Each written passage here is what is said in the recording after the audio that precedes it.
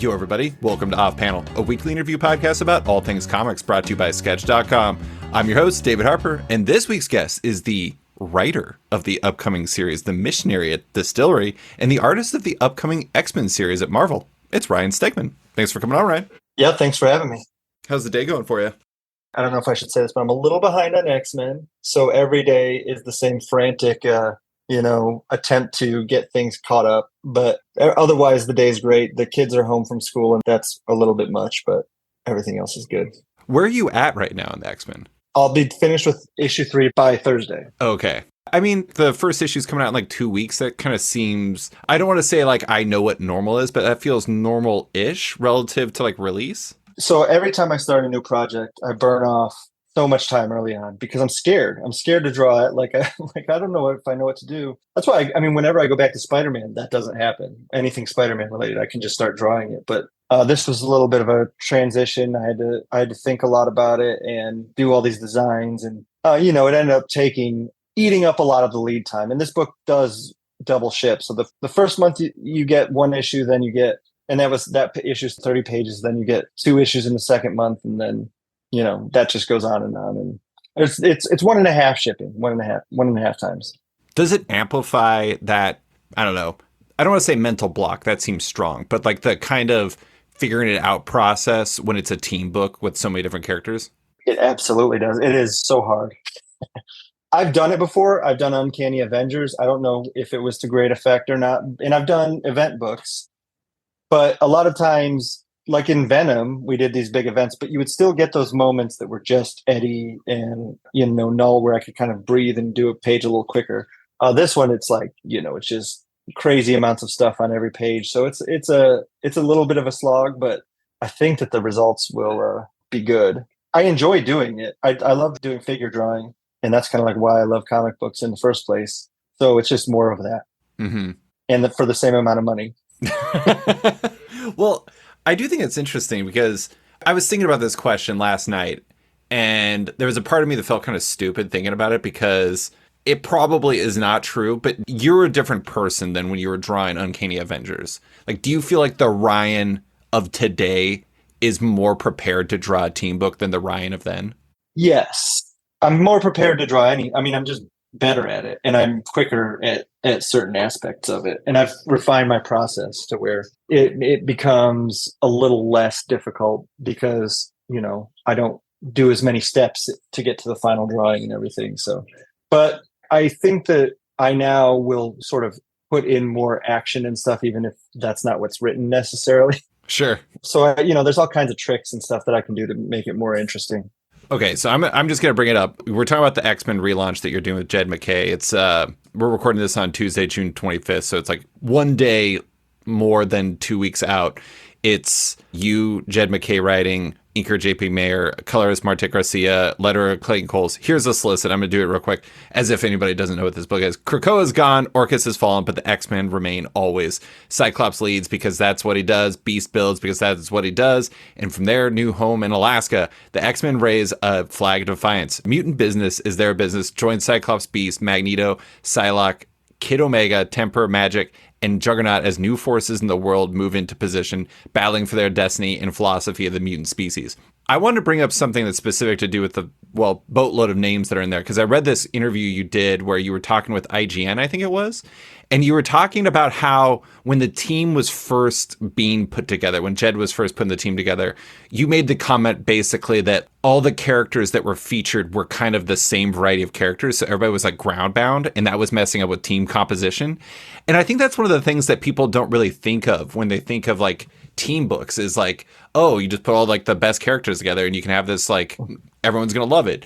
But when you think about a book, if it's like Wolverine and Cyclops and Psylocke and et cetera, it's all these characters that are just on the ground, it doesn't have that mix. Right. That you need to do a really cool like team shot. Is that stuff that you can't help but think of as you're putting a project like this together, where you look at something and you think, how am I going to do a cool shot with this? How am I going to make this team shot work? Like, you need that variety to make it pop. Yeah, I mean, the way that I laid it out and I don't know if this was in that article, so forgive me if I repeat myself, but the way that I laid it out for Jed was, I was like, look, the Fantastic Four are the perfect design for a team, right? You've got your big bruiser guy who kind of like messes with the silhouette of the whole team. You've got Johnny flying. You've got Sue who can, do the invisibility stuff where she can float around on stuff, which probably was an addition that Jack made later when he was like, I need to get her up in the air. And then, Reed who can just like wind around all of them. So I was just telling him like that is going to make for the best visual compositions because, you can kind of put anybody anywhere. Whereas if they're all standing there, the best you can do a lot of the times is the cool hero shot where they all are walking towards the camera or something, because they can't all be in the same space jumping at you. I've thought about this stuff, obviously this is all I think about, but yeah, I mean, I think that's a really big deal to me is especially variety of size and being able to put, characters in unexpected places makes it a lot easier. I know we've talked about this in the past, but to some degree, when you're doing these types of pages, when you're doing those types of group shots, you think about how do I make it look cool? Like, how do I amp up like the energy of this? And it's really difficult to do that if everyone's at the same level, I imagine. Yeah, exactly. Like there's definitely things you can do, but it's just going to be a lot harder and you're going to end up repeating yourself and you're going to make it, yeah, it just feels a little more bland, I guess. How did your input change the roster after you had that conversation with Jed? So I don't remember exactly who he had on the team at the time, but the number one thing, the first off thing that I was like, we need a bruiser. I can't remember liking a superhero book that didn't have the guy who just was huge in comparison to everybody else. You always want that. So we went through a couple names, there's all kinds of stuff happening in Krakoa that we had to be aware of because, we tried a couple things, but the Juggernaut one right away, we put that out to Tom Brevoort and he was like, yeah, that'd be awesome. I love that idea. Psylocke was not on the team, but I just really like Psylocke. So I wanted Psylocke on the team. I think that may be all that I really changed about it. Yeah, I think it is. There weren't any flying characters that got added? No, because we already had a couple flyers. Yeah. That was fine. It was more the getting the Juggernaut in there for actually, no, I don't remember. Sure. I think we added some powers to one of the characters that we'll have to wait and see, but to make them able to kind of like get up above everybody and do all that stuff. And then I also think that one of the problems was I didn't know that Kid Omega could fly. Like, I don't know why. So, like sometimes you just forget stuff. So I was like, I think that helped when they were like, oh, he already flies. And you're like, oh, okay. I mean, I imagine part of it is the fact that that character is constantly on the ground. So it's pretty easy for that to become your imagination. But we were talking before we started recording about Joe Mad a little bit. I'm curious as to your personal background with the X-Men because, I mean, we were both coming up as readers at the same time. We're like, you were tweeting the other day about the Wizard Top 10 and about how much you thought about it back in the day. And anybody who grew up during that time had at least a little bit of love for the X-Men. Was that true for you? Oh, yeah. So I started out with Spawn. Yep. And then that got me into the comic book store every month for a little while. And then I started kind of branching out. And I think I started buying Wizard. Mm-hmm. So then, of course, then you're finding out what all the rage is about. And everybody's like, this Joe Mad guy on X-Men is awesome. So I started buying X-Men, fell in love with that. But that was, I mean, it is kind of weird to not have been. Obviously, I am a huge fan of Jim Lee and John Byrne now, but I was not brought up on that stuff. I got it in a little bit later. The Joe Mad era was my first era, and that was even after Age of Apocalypse. So most people would say that I probably missed the best stories in that era. Well, I mean, I was talking to Russell Dowderman about this recently. We were talking about how like we both grew up on the X-Men and how Jim Lee was already like peak of his powers when you come in. Andy Kubert comes in afterwards. Adams on Wolverine. There's all these different great artists. But I feel like Joe Mad in some ways was like our artist. He was like the one who hit that was doing something different where it's like, you get to claim this as yours. Like Joe Mad's my guy. Jim Lee's was the previous generations. I have a lot of love for Jim Lee, but I remember like Joe Mad's art, when I saw it for the first time, I was like, holy crap, I've never seen anything like this. This is amazing. Yeah, I mean, he's got everything that I want in my own work, which is like the energy and, the cartoony art with realistic rendering that I like so much.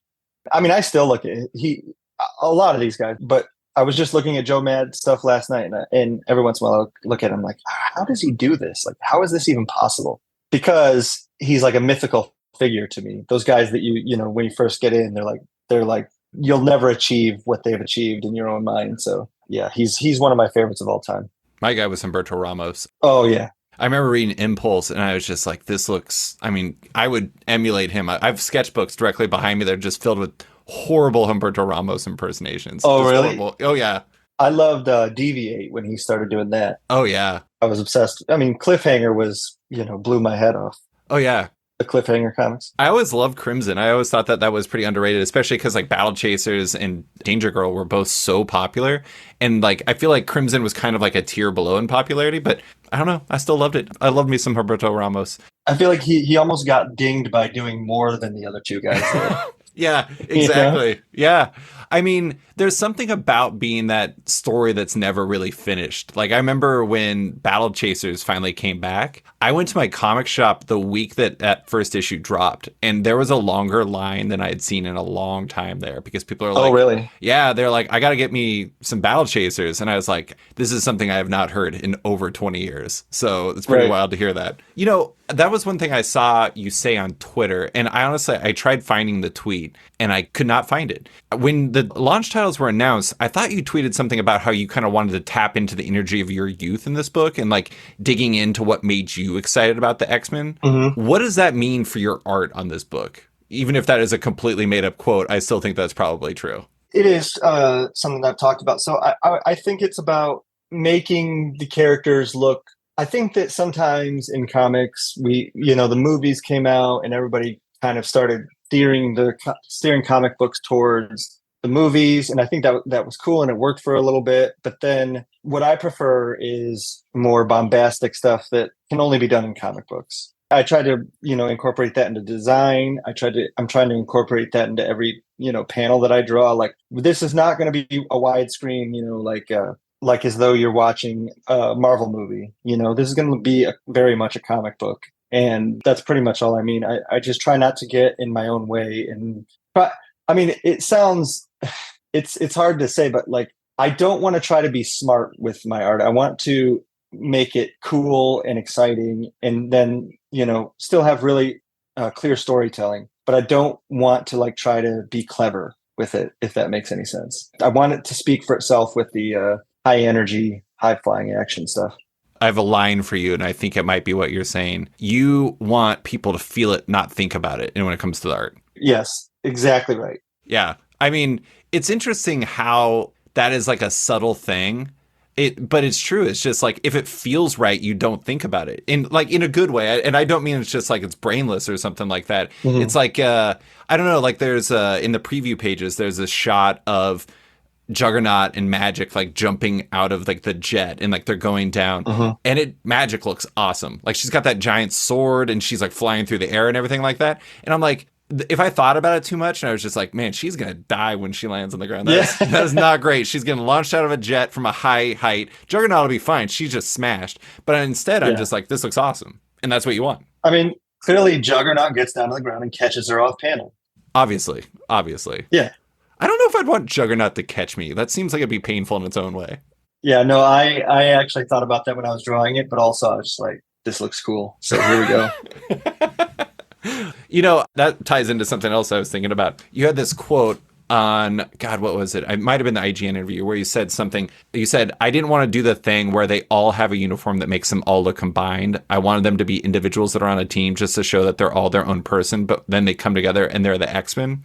And I thought that was an interesting line, given the fact that I've had a number of people who have told me something along the lines of like this whole era, the era that you're a part of, from the Ashes with Tom Brevoort as the editor. People have been saying things like it's they're trying to tap into the X-Men 97 look and energy and stuff like that. And yet your characters look completely different and you're not trying to do the uniform look at all. It's kind of fascinating to think of that quote in the context of that belief, but like what makes that the right way to design this cast for you? Because I like that idea. I think that makes them more special because like I grew up, it's like Wolverine's outfit doesn't make any sense in combination with everybody else's, but it looks cool and that's all that matters. Is that kind of what you're going for? Yeah, I mean, that's what the X-Men are to me, is they're individuals who have their own adventures and then they come together as a team. That makes more sense to me than being like, we don't have anything outside of this X-Men situation going on. And I also think that it just kind of needs to go back and forth. I'm sure there'll be another day where I would love to see them all in matching uniforms. Like the Frank Quitely stuff is so cool. Yeah. I just think that personally, where I wanted to take it at this time was to let you know that it's not the Krakoa era anymore. Not that there's anything, people love the Krakoa era, but I wanted this to be a new era. And so I kind of looked at the Krakoa stuff where they definitely still had individual stuff, but the costumes got a little dark and they were more like muted, I almost feel like. And I wanted to put some bright colors on these guys again. How did you work with Marte on this? Did you talk to Marte about like the colors and wanted to make it more bright and everything? Yeah, I wish I could. I mean, I don't want to do it right now, but I'd pull up the first email and I was just like, we're going to make this big and bright and bold. And I mean, that's what Marte does best anyway, but I was like, lean into it, like go crazy. I want the brightest, craziest X-Men book that we can make because again, like Krakoa was awesome, but it was fairly dark. There's a lot of like procedural stuff. Like that's not what I think that we're going to do. We're going to do something bombastic and exciting and things are going to blow up. And now again, like things did in that too, but I thought that there was, I think that just to separate the eras, I wanted something with more like a less muted color and more of like a, very vivid palette. I think it's interesting that you think so heavily in color because in my head, I mostly think of your work in black and white because that's what you're doing. And I never really, I don't know. It's not that I thought you were incapable of thinking in color or something like that, but it just wasn't like the kind of way that I would have expected. It's interesting that that's where your brain went right from the start, but was that more because of the contrast necessary between eras? Or is that how you always think? No, I think that I generally think that. I mean, I always want to work with specific colorists. I feel like that's how I think of it is, well, I want to do this with it. So therefore, who's the colorist that does that well? Mm-hmm. And then, you ask for Marte and they say no, because he's too busy. But this time I got him. But like, on Venom, Frank Martin made perfect sense for that story. Frank could probably also kill it on X-Men, but he was just so perfect for that. And then as soon as I started designing this stuff, and I mean, you said that the thing about X-Men 97 and us wanting to go back to it. Well, that wasn't a directive by anybody, but I wanted to get a little more colorful like that era was. So of course, the first person that I thought of was Marte. And, I think of him drawing that big blue beast and all that. And I just thought this is, he's the perfect colorist for it. It's funny because Marte was kind of the defining colorist of the era, the Krakoa era anyways, because doing House of X and Powers of 10 and then doing Inferno and doing a whole bunch of stuff. And I wonder if it's actually kind of enjoyable to like approach the X-Men from a completely different like palette standpoint and kind of tone standpoint, because it is going to be different. And I don't know, that's kind of fascinating. Yeah, he seemed really excited I think he just loves the X-Men. So, but he was telling me how excited he was to like do this sort of this more, bold, bright direction and to, make it sing in that way. I also think it's kind of interesting. So you mentioned, okay, the kind of X-Men 97 tone. You're trying to tap into the energy of your youth. Your Beast is a nod to George Perez. It seems like a lot of ways it's kind of like, I mean, obviously you're doing your own thing, but you kind of have these touchstones from your own life as a fan where you're trying to like kind of like an all-star team where it's just like, you're making your own roster of your favorites and like executing that. How do you feel like this series reflects kind of your love of comics, but also the X-Men in some ways? Well, I mean, I think in general, I definitely do try to, I think almost every artist is like a cobbled together version of all their favorite things. Sure. Especially on Marvel stuff or DC stuff, I'm sure. For sure. I was just so affected by those comics. Like they changed my life for real at that time in my life. I've always wanted to bring that sort of feeling to whoever picks it up, whatever 15-year-old picks it up like I did. But I also am cognizant of the shortcomings of a lot of that stuff that got a little too crazy and like the storytelling kind of took a back seat sometimes. And to me, what I'm trying to do is take those influences and those things that I love and then do a more mature version of it. Because there was like a youthful energy to some of it. And then, but then sometimes you'd read something and be like, I don't even know what the hell's going on. So I don't want to do that, right? Like I want to make it clear. So I think that I'm just trying to combine, my years of experience with that same youthful energy. Yeah, it's like with anything, I'm sure. It's a balance. You got to like balance the energy with the clarity of storytelling, I guess. Right. And there's times in my career where I've felt like I've definitely, you get to a point and you're like, I'm going to do something really smart here. And it's going to be so clever. And I'm going to minimize the amount of lines that I use on the page. And I'm going to, do all these things that are like the smarter way to approach the art. But at the same time, I don't ever want to forget what that feeling is like. And I don't want the reader to lose that feeling. So I want to give them what they want while also, satisfying myself in terms of what I want. Can you think of any examples of those like smart times where you're minimizing lines and everything like that? Because I'm curious as to what that means for you. I mean, I did some covers back in my Scarlet Spider days where I would do this like really heavy contrast and almost like not put outlines on stuff. And, it was like almost like Frank Millery. And I've done, I'd have to think on like interior pages, but there was a time, you can find it. I don't want to disparage anything I've done in the past, but there's definitely a time where my style was changing like every 10 pages. Sure. And I was just trying all kinds of stuff. And then it was like one day finally I mean, this happens over and over for me, but it becomes less and less where I become more confident in what I do as an artist, where I will change everything and then all of a sudden be like, wait, I know how to do this, I know what's cool and what I like. So why am I trying to do this thing that somebody else wants me to do or somebody else likes when I know exactly what I like, if that makes any sense. But you can there was an era where Marvel even told me they were like, we're not sure which version of Brian we're going to get on this one. So I mean, that was kind of how CB approached it when he asked me to start working with JP on Venom. And I was like fighting against it because I'm like, well, I can ink myself, like I've been inking myself. And he was like, well, truthfully, we're a little concerned because we're really not sure which version of you we're going to get because you're changing everything all the time. And, we think this will help. And he was right, much to my chagrin. It opened things up so much for me when didn't have to worry about that as much. Do you think you've settled more into an identity since then? Absolutely. Oh, no question. The Venom experience was great. I think that it was also just, sort of the time in my career and sort of the skills that I had developed, but also like something about just doing the same book for as long as I did, which was like 4 years. And then also having everybody just love it, like to the degree that they did. It gave me so much confidence to just be like, well, why would I change anything? It's like a huge hit. Everybody likes it. I'm not gonna try to do anything different. I'm still gonna try to improve, but I'm not gonna try to change anything wholesale. And then now here on X-Men, I feel like I'm just, I'm pretty confidently just like, this is what I like.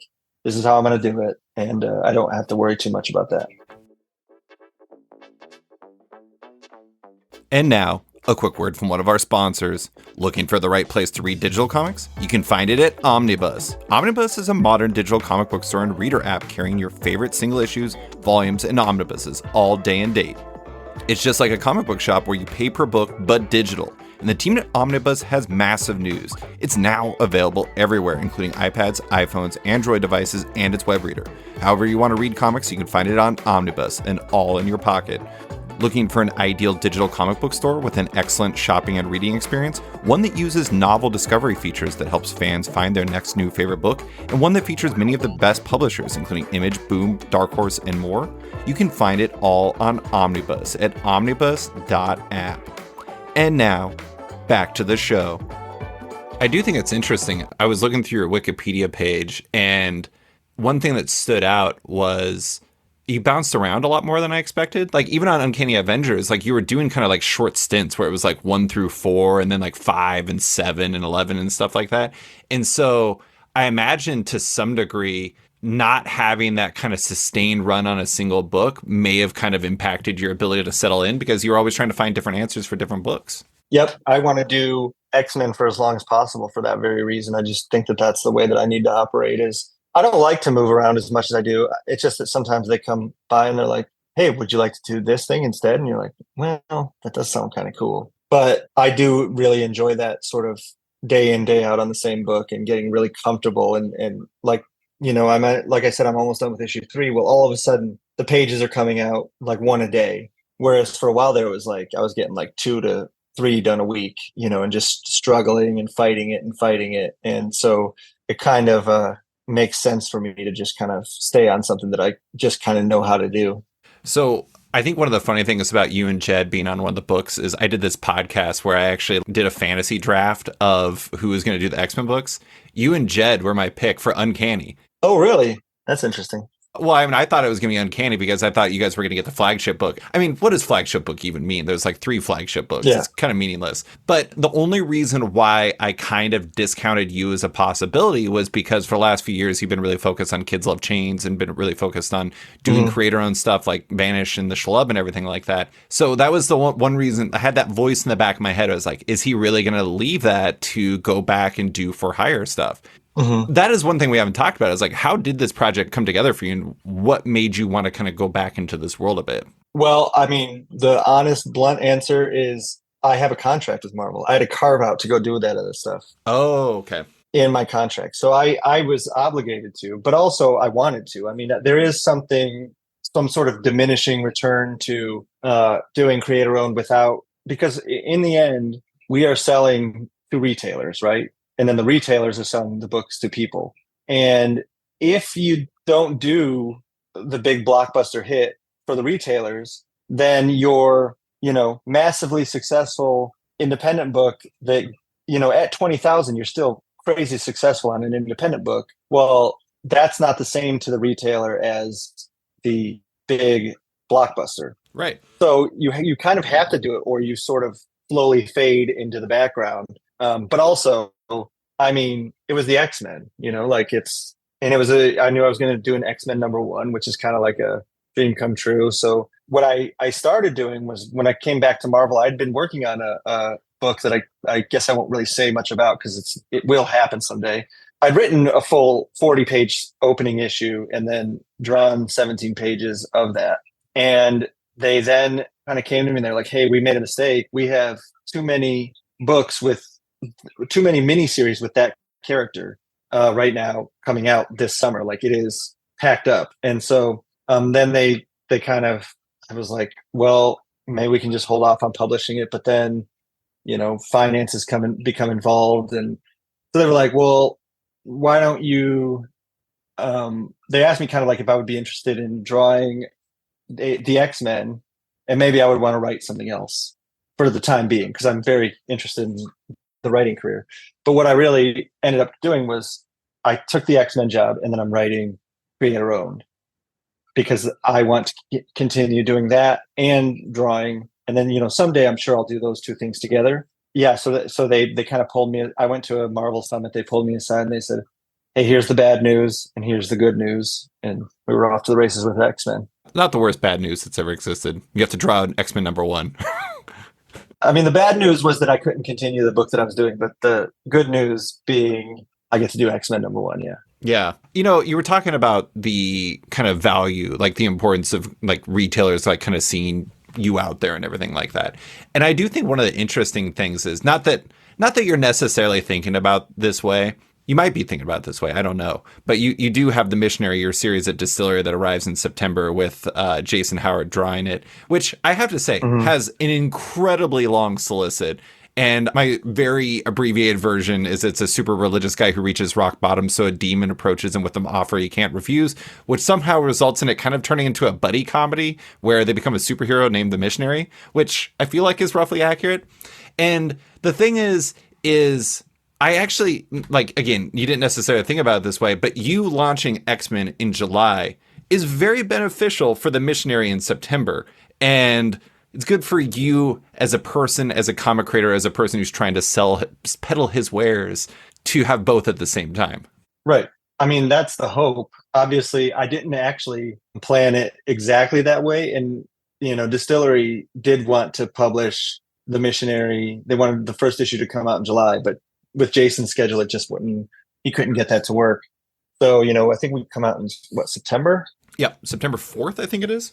Yeah, it is pretty fortunate. Hopefully X-Men's a huge hit and that helps, make my name visible as a writer. You did get something wrong though. There is no superhero named the Missionary. I just had to put that out there. It says the missionary at the end. Like, is that not his identity, or is that just like a kind of general? I guess it's just kind of, yeah. It's more like, I don't know. I was just looking. I'm learning how to write solicits too. I mean, your succinct way of putting it was good. I wouldn't necessarily call it a buddy comedy either. It's more horror based, but it's you got it. You nailed it pretty well. You can write my solicits from now on. There's like the two-hander element to it, where it's going to be like the Oh, demon. for sure, absolutely. And yeah, and I have to admit, like, you sent me the first, I think, 4 pages from it.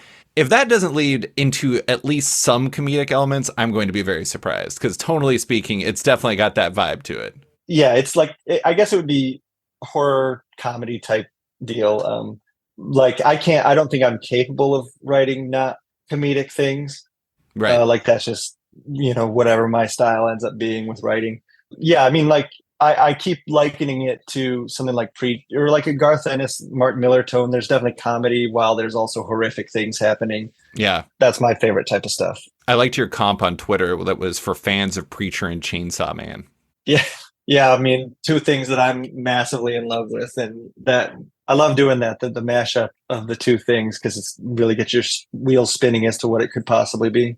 It's funny.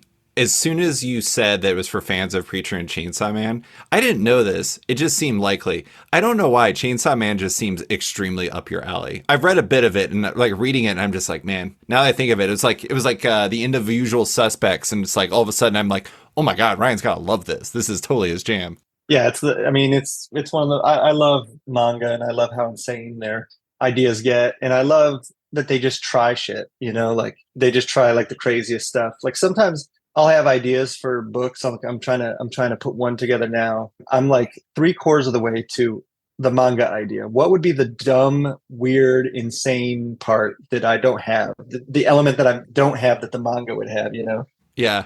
A very long title. That would normally help. Yeah.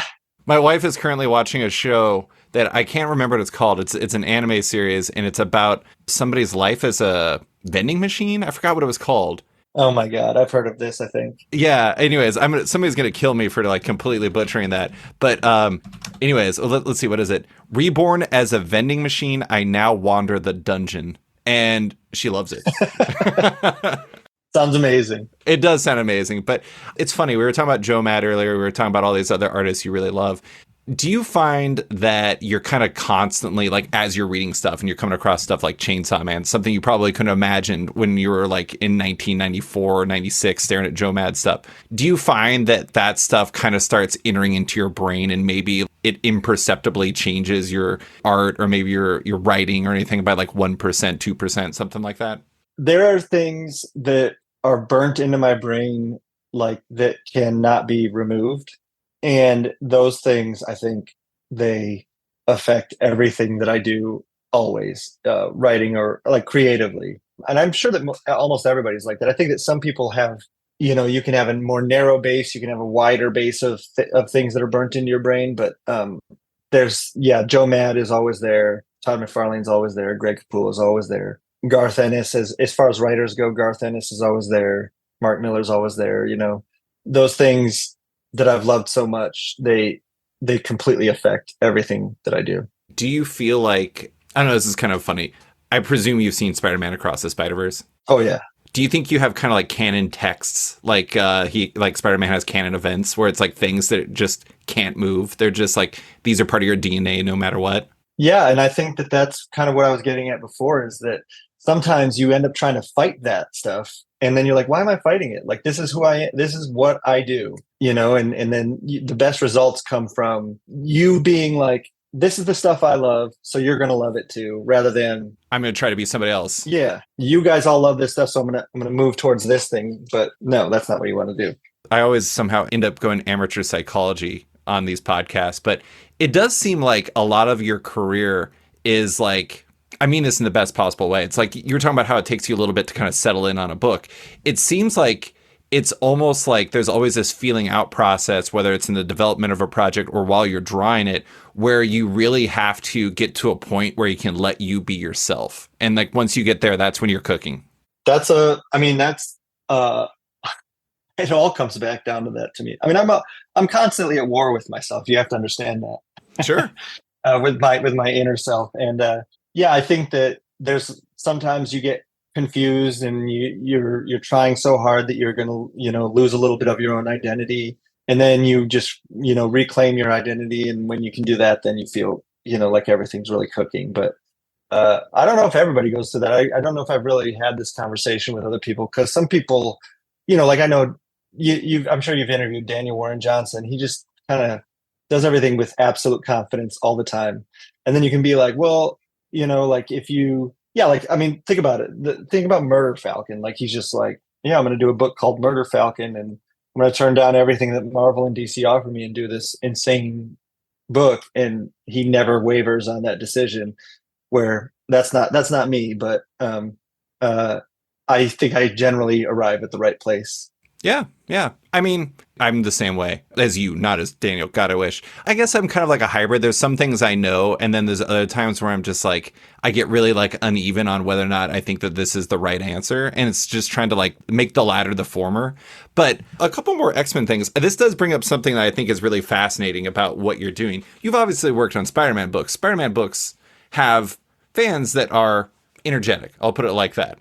But X-Men fans are like, I remember when I had Jonathan Hickman on the podcast, he said something along the lines of X-Men fans are unique in the sense that they think that their favorite character, like basically their favorite character deserves their own solo title. And there's like hundreds of X-Men, characters. So It's just like, there's one for everyone. And like, you've gotten it in really unique ways to the point where it seemed like Marvel had like a low key PR thing of like, Cyclops is not a teenager. I swear to God, Cyclops is not a teenager. Have you been surprised at all about the intensity of the X-Men fans? Because in some ways, it would be tough to not let that stuff get in your head. Are you able to kind of separate yourself from that to some degree? I'm doing better at it now. And it wasn't like they're not aggressive towards me. It's my own fault because I'll seek out that stuff, But I think that this is the first. So when I would do Spider-Man stuff, I was always working, with Dan Slott, for example, who was much more established than me. I was like the new guy in town. Everybody just kind of didn't say anything about me. They were just like, we all hate Dan Slott. Even though they actually loved him, but they thought they hated him. They didn't like the feelings he made them feel. Yeah. So this is the first time. So I'm launching a book of this size, and that I'm on, at least equal footing with Jed in terms of, how well he is known throughout the industry. So I think that there's a lot more chatter about what I'm doing, almost like this is all my doing, like the whole From the Ashes era or something. So I get a lot more. I see a lot more comments and stuff, but I think that there were things that they're right about. I do think that I made Cyclops look a little bit young at first, and I've sort of over the first few issues that corrected that, because I do want them to be happy, and I do think that like, I don't know why I was drawing him younger. Look, I think I just kind of have, it's like a standard way of drawing people, and they want their Cyclops to look like their Cyclops.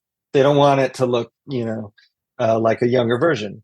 All the Cyclops fans were pretty mad, but I think they've started to come around, especially on the costume. I've seen some, really good drawings of that costume, and I think they get it now.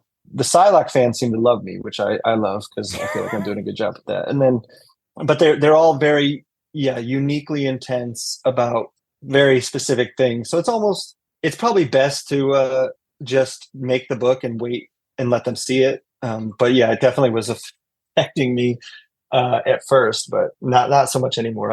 I've figured out how to deal with it. I have to say, as a person who has a very boyish face, when I saw it, I was just like, sometimes people look young. I got that every day. I look the same as I did when I was like 8. It's just like, it's a curse. Yeah. Except for the gray hair. I got the Reed Richards going on over here. I hope you're prepared for a very specific type of analysis once it hits. I am going to analyze the shit out of every Alaskan-like situation that exists in this book. I'm going to be like tearing that thing apart. And I'm like, this is not how Alaska looks. There should be a moose here, Ryan. What are we doing here? You're definitely going to, I think that your number one criticism will be that it's not always snowing in Alaska. Hey, it's like 70 today. Yeah, no, it's true. Yeah. I mean, So we'll so see. we'll do a story. The opening arc definitely takes place in a winter setting, but we'll get you some nice warmer Alaskan settings in the next arc that I do. Yeah. Oh, good. I don't want to have to, go in too hard, but, Alaskans, we have expectations. Actually, the funny thing is it's not like we get so many experiences with fictional stories. The one time I did that overlap with Marvel, I think I actually mentioned this on the podcast before. I saw Eternals in the theaters. And when I went, there's this part where, Icarus takes Ajax to Alaska so he can like throw her into a pit to get killed by deviants. And, it takes place in Alaska. And so as soon as it says Alaska across the screen, the entire audience just started laughing hysterically. They're just like, we know this isn't Alaska. This is so ridiculous. Yeah. Yeah, it's like northern Michigan or something. Exactly. Anyways, all right. So I want to get back into the Missionary. You mentioned that you want to get more into the writing side of things. Like that's something that you're of interest in. How did this project come together? Did it really just start with you and Jason talking? Because I think Jason's one of your like artist friends, right? So I had the pitch all put together already. Just I always want to have one pitch in the hopper for when opportunities come up, but I can't write more than one book at a time while also drawing X-Men. I can barely keep up with this, if I am even keeping up. So I had this one ready to go. I had started to approach artists, and then I was like, I had Jason read my pitch, and he was like, "Oh, this sounds really cool." And I was like, "Would you like to draw it?" Like just thinking he'd be like, "Well, no, I'm busy." And he just was kind of like, "Yeah, sure." And so it was very lucky because I mean, honestly, I think if I would have gotten to him a month later, he would have been booked up, but he was ready to go. So yeah, and he's amazing. He's making the book so much better with his storytelling, and he has a ton of input in the story, which is great for me because it wasn't supposed to be that way. Like I was planning, and I am writing it all myself. It's just that he will say like, I think that this part could be better if there was, and he will plus it up, and then I'll even rewrite scenes for him because he had an idea on how to sort of improve it. So. Are there any non-spoiler examples you can give of how Jason's input changed the book in a real way? Yeah, there's a scene early on where you'll meet the character Darren in that book, and he, that basically I sent him the what was it, like 7-page scene, and he was just like, this isn't interesting enough. Not in like a way that it was poorly written, but he was like, visually, I think we need something more to grab onto. And I ended up going and looking at it and sitting with it for a day. And then all these other ideas flooded into my head and how to make it better. And now I sat down, rewrote it over the span of a couple of days. And now that scene is like one of my favorites in the book. And it wasn't really like he was like, do this instead. It was just a very frank, like, I think that this could be better. And I was like, all right. And then now he loves that scene too. So it's just kind of like a push and pull. And I really like his input's just fantastic. So, I take everything that he says and really take it to heart.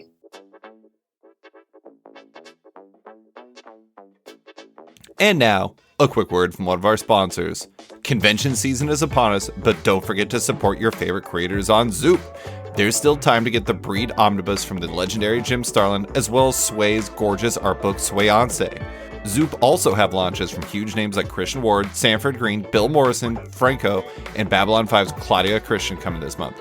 And don't forget to check out the e-commerce store on Zoop where you can buy books from successfully funded campaigns like Axe Wheeler John by Nick Patera or the Eisner-nominated Comics for Ukraine anthology. For creators looking to crowdfund your project or have your books for sale in Zoop's brand new e-commerce marketplace, fill out the form on their Submit Your Project link on their website. And now, back to the show.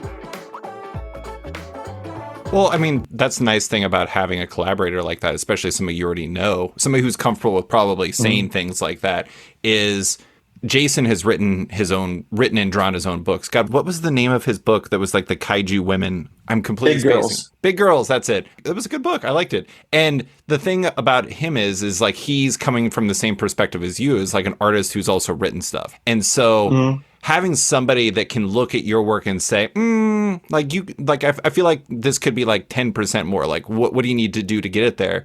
Like, you can get that, and all of a sudden, boom, you're on the right path. Right. And I think he's worked with Kirkman. He kind of like has worked with great writers. And so same with me, where you kind of like pick up the rhythms of what really is great. And then he can tell if I'm spinning my wheels or if I'm, and we will just get on Discord and we just chat. And then the next day I've like mapped, it's amazing how writing works. It's not always sitting down and typing things out. It's working itself out in your head in the interim. And, being able to work that closely with somebody. I mean, I can't even imagine not doing it that way at this point. Isn't that the beauty of writing? You can just you can actually make meaningful differences in the work as you're just walking around or like having a beer or mowing the lawn or something like that. And if you were doing that as an artist, it's just a whole bunch of time you're not at the artboard drawing.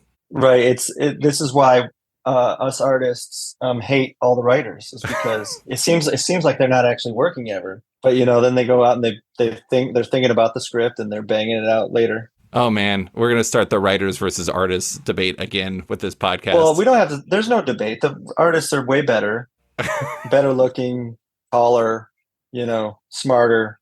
So the debate's over. Oh, there you go. No, you've heard it here.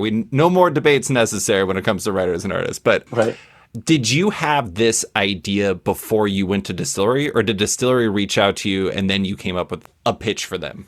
No, I had the idea. Yeah, before I would have probably pitched it around to a few different places. It just really clicked with DSTLRY.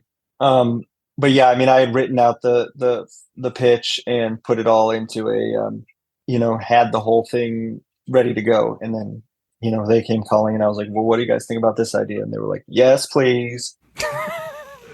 That makes it pretty easy. Did you conceive this for yourself, like to draw yourself? No, I guess technically I would say that everything I think, well, maybe I'll draw this in the future. Mm-hmm. So in that sense, yes, but I didn't think that there was any time in the near future that I was going to be able to get to it. So, I wasn't too worried about it. I mean, in a very real way. Like, I don't actually want to make it a writers versus artists thing, but like in a very real way, that's like one of the reasons why so many artists become writers, is because there's so many stories you want to tell. And fundamentally, your biggest restricting factor is time. How do you do that? You get someone else to draw it. Yeah, exactly. Well, also like as an artist, you're working on scripts every day. You're talking to the writers. You're reading scripts. You're intensely involved in what happens in that script. And I think that makes you more aware of the rhythms and the way that a comic book should work. So in a way, we're learning from the writers also. But I would like to see more artists do it, because I feel like some of the best comics come from the dual threat situation. Do you think visually when you write? Oh, absolutely. You just can't turn it off, I'm sure.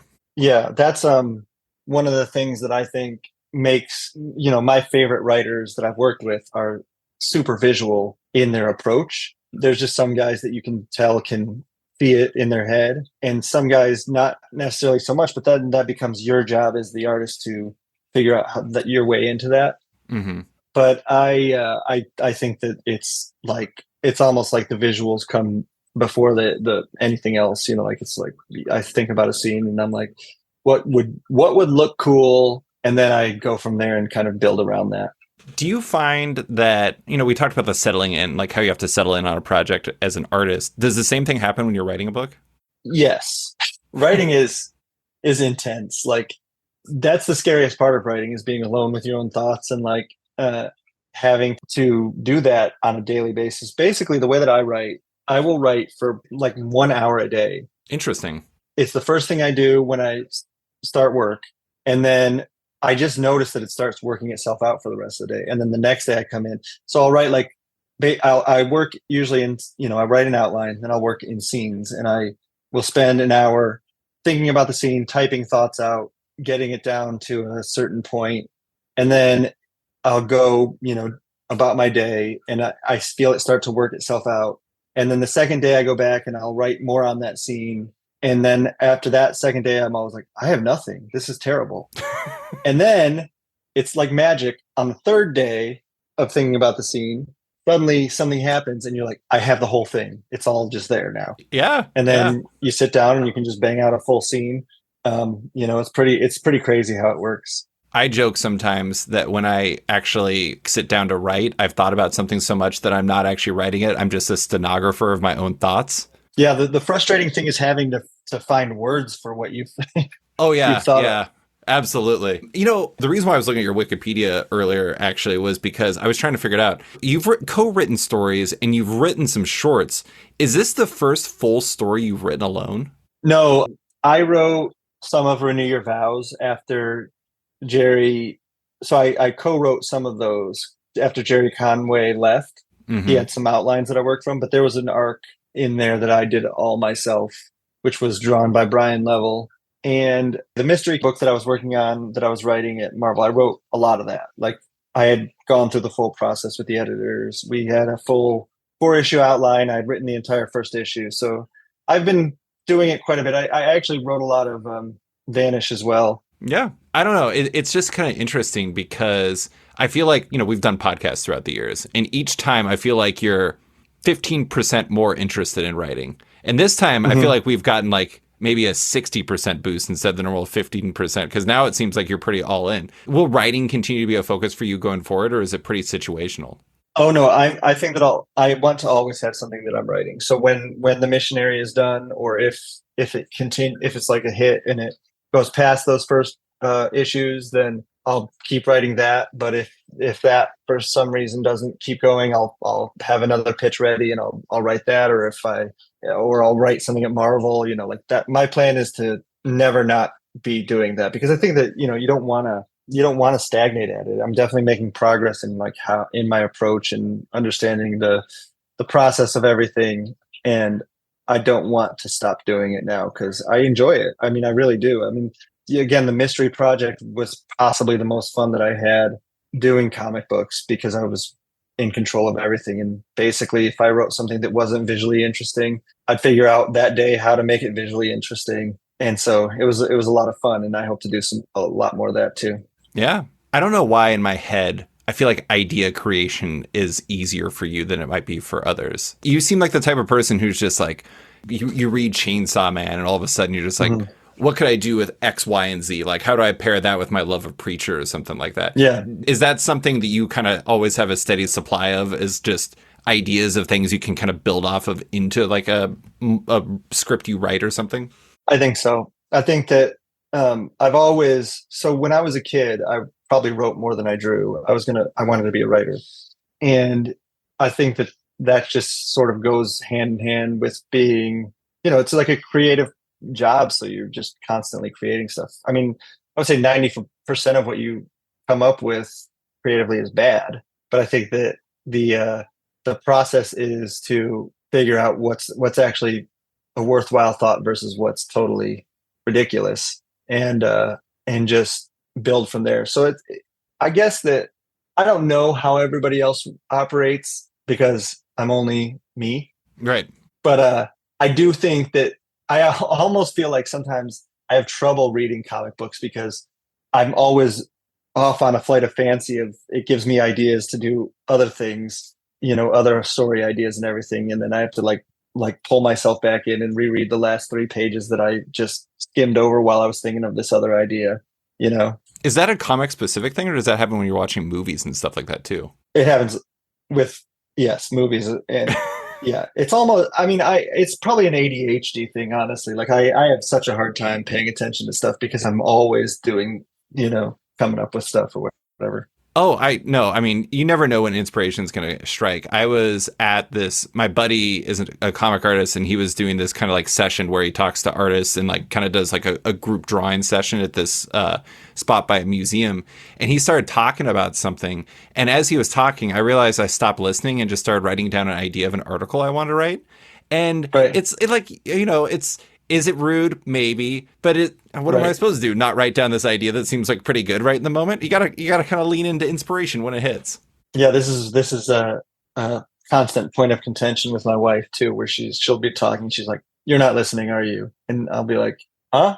Like what?" And she's like, "What were you thinking about?" I'm like, "Well, this story, blah blah blah. Yeah, yeah. You're thinking about what is the name of the little chainsaw, the cute chainsaw demon that is in Chainsaw Man? What pony? It's starts with a P. Oh my god, I'm completely spacing it. Yeah, I know it starts with a P, but Chainsaw Man, cute thing, Pochita. Pochita. All right, just one more question on the Missionary. How the hell did Chip come up with a 40-year-old virgin? Was that your idea? And you're like, we need a 4-year-old virgin cover stat. What is the origin of that? Because that's kind of the patient zero of this podcast, because I wanted to know. Well, he's a maniac, Chip. Yeah, your nemesis, Chip. Yeah, my nemesis. I do not like Chip.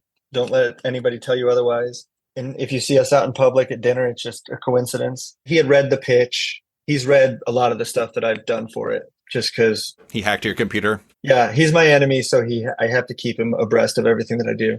We asked him at DSTLRY, we put him on the list of guys who really would like to get a cover from, and then he said sure, and then like 2 days later he was like, "How about this?" And I was like, "Well, yes, thank you. That's wonderful." And it was a really lucky situation. I gotta say, after reading the 4 pages you sent me, it really tied together why the 40-year-old virgin would be a great fit. So that is for readers to find out later when they read The Missionary #1, because I gotta say, of all the comics I've read this year, probably the most surprising in media res open to a comic I've read. And it's just comes out of nowhere. Yes. Pun intended. Yes. It was... I'm pretty proud of that because, I mean, of course, as I'm conceiving of this thing, that opening scene was always solidified in my head. And Jason, geez, oh Pete, the way that he drew it is just incredible. But yeah, I really wanted that attention getter to pull people in. It's a great start, honestly. As soon as I did that, I was actually kind of mad at the PDF for only having 4 pages. I'm like, this is just rude. It's just terrible. Yeah. That's okay, though. Well, I'll get you more. Don't worry. Okay, that's good. All right, so we're going to close actually with some basketball talk because Ryan and I are big basketball fans. We're recording this the day before the NBA draft, which is a big day for Ryan's Detroit Pistons because they've been in the top 5 in the NBA draft for 4 years in a row and the top 7 for 5 years in a row. So that's they got to raise a pennant for or a banner for that one.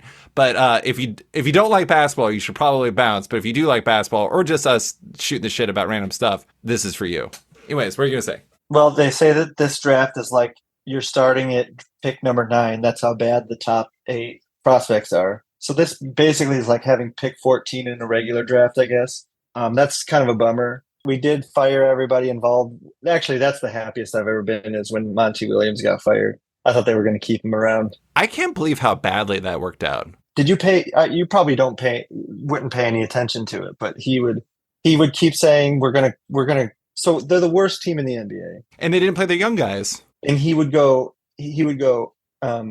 So our roster was so thin, and he would still play like 11 guys every game. Right. And he would do all these crazy things. It made me almost hate basketball. I just started watching other teams. I was rooting for the Pacers. They were fun. They're very fun. Yeah. It was I can't believe they almost got to the finals. I mean, come on. I mean, it is funny. Last time you were on the podcast, you pointed this out. We talked about who would get to the playoffs sooner, the Pacers or the Pistons. And boy, oh boy, they've went in dramatically different directions since then. Yeah, you guys did like a on-the-fly rebuild while we just languished in obscurity. So, okay, I did actually watch a fair amount of the Pistons for 2 reasons. Pacers play them a lot, and I actually like some of the young players. I think Cade is good, and I also think that he will be much better. I like Jaden Ivey. I actually think Marcus Sasser's good. I mean, the problem is I've just named 3 guards, and that's like 3 of you probably might. Well, and Jalen Duren is awesome. I think Jalen Duren's going to be really good. It's funny though because you always get these centers that just basically are like murderers at rebounding, but actually can't really play offense that well. Right. I actually think he could be better than Drummond was, though. Mm-hmm. You have a 5th pick. I will say one thing I did hear is like it starts at like the first pick is like the equivalent of the 8th, but what I read was basically it's very flat, it's very even, so it's like they're all the 8th pick, and so like you're going to be picking where you're going to be like I'm still going to get a decent talent, even though it's maybe not a 5th pick talent. I have to ask you, do you have any hope? Well, only because we got rid of the previous regime and put in a president of basketball ops, which of course you should have. And I just want to point out, bringing symmetry to your entire life, an Alaskan president of basketball operations, Trajan Langdon. Yeah. I Yeah, forgot about that. The Alaskan assassin, they he's called him in from Anchorage. college. Yeah. Okay. I do have hope, but I always have hope. And then I don't lose hope until like 2 years after I should have lost hope. So I've reset the clock. I'm now in full hope mode. And then I'll let you know again in 2 years when I was completely wrong. I have to admit, that's one of the reasons why I've always liked talking basketball with you is like a lot of fans get super fatalistic and just dark side like crazy. And you always seem to be like, you know what? Sadiq Bey could be good. Now is an Atlanta Hawk. Yeah, he's barely in the NBA anymore. I mean, listen, I spent my whole life being a Lions fan. So Oh, yeah. last year was the most like cathartic thing that's ever happened in my life.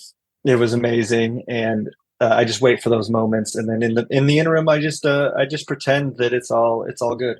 I also think that I enjoy. I may have said this to you before, but I enjoy the going up the mountain more than I enjoy when they're really good. When Yeah. they're really good, it makes me nervous all the time. Oh, yeah. But I love the well, but they're still, they're going to get better, and we're gonna watch them develop and grow. I was just Last year was such a bummer because we didn't get to see anybody develop or grow because we had Monty Williams here doing insane things with the offense and just totally insane.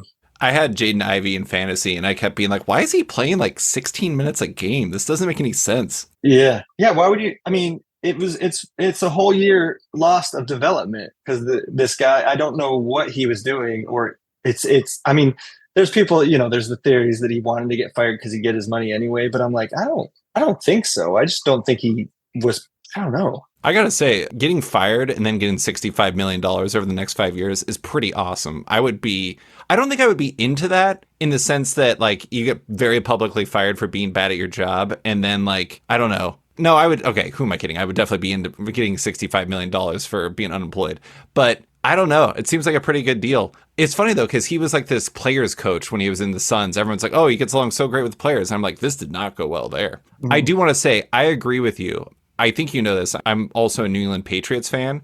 And in a weird way, every Patriots fan would think I'm insane for saying this. The last few years where they're trying to figure things out and they're just kind of garbagey again, I kind of like that more than when they were winning Super Bowls because it was like the playoffs were just like 2 straight months of just pure stress. And I'm like, I just want to watch football and have fun watching football again. Yeah, this Lions year was stressful, but after they beat the Rams, I did say, and I fully meant it. I was like, we're playing with house money now. Whatever happens, happens. Yeah. So this next year, I think I'm going to be stressed the entire time. Who did they draft this year? I'm trying to remember. The Lions. They drafted. Was it Byron Murphy? No, corner from Alabama. They drafted a couple corners. Kool-Aid McKinstry? No, they didn't get Kool-Aid. They got the other guy that was higher. Oh, okay. I just love saying Kool-Aid McKinstry. Terrion Arnold. Terrion Arnold. Oh, and you got Ennis Rakestraw. Oh yeah, he was really highly, he was up there too. I don't know. It'll be interesting. Going back to the Pistons, the problem is like there's just not really that many bad teams anymore. And so like that does not favor the Pistons because they, I think, have a lot of talent, but they don't really seem like a team yet. Maybe Matas Buzelis will solve everything for them. I'll convince myself. Whoever they draft is going to be a superstar in my eyes. Exactly. Just like Henry Ellenson and Stanley Johnson were superstars. Oh, I'm still waiting for Stanley Johnson to do it. Yeah, he still has that body. Last question for you. This is something I think is interesting about the NBA. There's like this whole thing where I think there's like a contingent of fans who love the draft and free agency more than they actually like watching basketball. Do you feel like you prefer the offseason or the actual season? Oh, I love the season. Me too. Yeah, I love to watch the games. And I listen to, multiple Pistons podcasts, and that gives me, those are better, I feel like, in the off season. But during the season, I just can't even wait to watch more Pistons basketball, even if they stink. But they'll have a new coach, so it'll make me happy. Hope springs eternal. I actually just remembered why I watched so much of the Pistons last year. I watched a number of their games during that losing streak. My wife was even watching them with me because she's like, I really hope they win. I was like, I do too. This is really tough. Oh, I was there. I was at the game sitting like 5 rows back because it was easy to get tickets when they started chanting "Sell the team." Yeah. And it was, you could see me on the TV. One of my friends was laughing because I was close enough where, the camera You could see I had my red Pistons sweatshirt on, and I was there with my wife and my friends. But he said every time you'd come down, you'd see me, and all of a sudden it was clear that they were just going to lose it. I don't know if this was when they set the record for losses. I think it was when they set the record for losses against Utah, when Utah was playing like 4 guys, like they almost didn't even put a 5th guy out there. Yeah. And it looked like Cade was about to cry. They were chanting "Sell the team." And with about 2 minutes left, he said it like he sees me, and then the ball goes down the court, and then he comes back, and I'm gone, but my friends are all still there. And I just left. I was like, I'm out of here. I can't do this. Were you also at the Isaiah Stewart fights LeBron game? Yes, I was. Yeah. Yeah. Man, you picked some interesting times to go to Pistons games, apparently. Yeah, the Utah one we went to just because we're like, well, they're going to win this one. That'll be fun. We'll celebrate like it's a championship. Yeah. And they sure didn't win that one. But yeah, the LeBron one, that was crazy. Yeah, that was crazy. Well, Ryan, I hope your Pistons do much better this year. Not too well against the Pacers, at least. I hope the Pacers have a nice season sweep. I hope X-Men goes well. Same with the Missionary. But that is all I have for you. Thank you so much for coming on to talk about the NBA, your art workload, and everything else. I appreciate you taking the time. Thank you so much. Thanks for listening to this week's episode of Off Panel with writer-artist Ryan Stegman. You can find him on social media and his work in the upcoming X-Men at Marvel and the Missionary at DSTLRY. Big thanks to Deanna Chapman for stepping in to edit this episode. If it sounds better than usual, it's because of her. Love Off Panel, want to support it? Subscribe to the podcast on Apple Podcasts today. You give the show a rating or review while you're at it, but 5 stars only. You can also support the show by backing it on Patreon. Find the show at patreon.com/offpanel. And when you back it on there, you get early access to each week's podcast, as well as weekly content and more. Want even more? Subscribe to my Eisner-nominated subscription comic site, Sketched, at sketch.com for long-form articles, interviews, and the rest of the site's content. You can find Off Panel and Sketched on social media by following on Twitter and Instagram at SketchComic or following me at @SliceFriedGold. Big thanks to all my existing patrons, including David Wilson, Joe, Benjamin Wilkins, Chris Hacker, John Neesmith, John Auerbach, Dustin Weaver, Ninja Assassin Love Story Webcomic, Brandon Heyman, Aiden Hammond, Kenny Myers, Faith Aaron Hicks, Ah Yeah Comics, Ben Rowe, Cameron Brown, Jonathan Breen, Danny Ollie, Charlie Stickney, Tom Drennan, Jeremy Thomas Burke, Jared Schwab, Scott Dunn, Chip Mosherd, Seth Pomeroy, James McEwen, Andrew Lehman, Christina Merkler, Scott Place, Travis Gibb, Darcy Van Polgees, Travis Schmeiser, Tom Evans, Reed Beeman, Kelly Sudaconic, Max Wood, Jeremy Lambert, Brian Hole, Near Levy, Jason Hussa, Kieran Gillen, Jonathan Kent Uratam, Henry Johnson, Jingo Boren, James Tynan IV, Chris Langford, Jason Wood, Tom Peachy, Ben Domstead, Rom V, Nick Walker, Patrick Coyle, Isaac Oren, Capes and Tights Podcast, Klaus Vandeven, Submit Industries, Jack Mulqueen, Carl Kerschel, Robert Masella, Elza Chartier, Luke Nakashoji, Dr. Luke, Scott Hazelwood, Canadian by Proxy, Bradley Rader, Carl Troy, Brandon Pills, Patrick Brower, Declan Shalvey, Dan Garino, Adam Freeman, Ben Wild, Brian Klein Q, Leona Kingus, Nick Bennett, Daniel Whitfield, Susanna Polo, Reed Hinkley Barnes, Mario Tiambang, Andrew Creta, Stefan Hull, Philip Myra, Chris Pachala, Torrin Grunbeck, Fuzz Bubbles, Christopher Todd, Transmitter Down, Waltz Comics and Books, Akil Wilson, Alex Demetriopoulos, Terry Dodson, Wesley Giff, Sean Kirkham, Julio Anta, Brett A. Schmidt, Jason Goodmanson, Paul Reinwan, Vita Yala, Akil, Philip Seavey, Al Ewing, David Kelly, Nick Polito, Jason Assey, Adam Bogert, Matthew Taylor, Nick Patera, Jacob Sorelli, Ford Gilmore, David Brawley, Nick Hall, Bjorn Basin, John Hendrick, Ian Maxfield, Cliff Chang, Colin McMahon, Adam Highfield, Fiona Staples, Mark Abnett, Michael Shirley, Tom Barnett, Jim Demonakos, Norbert, Nick Lowe, James Kaplan, and Mission Comics Art in San Francisco. You guys are all the best. A quick thanks to Wolfpack for letting me use their song Outro as the show's opening theme, and to Upright T-Rex Music, who wrote and performed Off Panel's outro and ad music just for the show. Check out both their music on Spotify because it's completely delightful. Thanks for listening, and tune in next week for another episode.